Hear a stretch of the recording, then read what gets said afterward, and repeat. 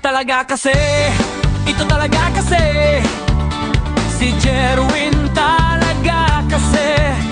Nagsusuot siyang panty at sa kabrang iba. Kaya pala laging napapagalitan ang kabayong si Jerwin. Nabiston na naman si Jerwin na nagsusuot ng panty at bra.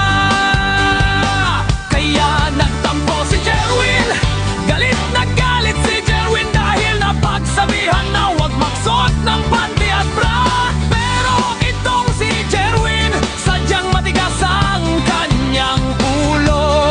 Sumasagot pa kapag napapagalitan, dahil hindi tanggap ni Jerwin na hindi siya pinanganak na babae.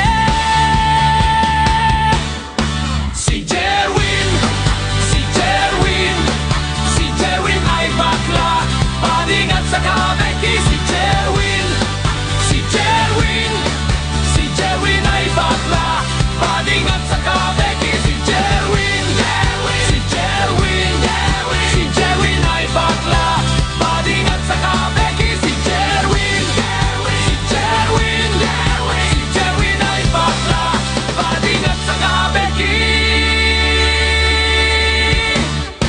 Mukhang kabayo!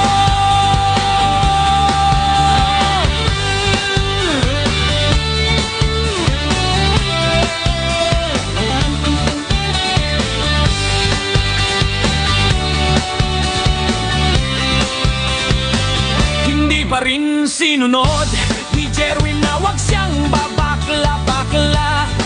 Nagsusuot pa rin ng panty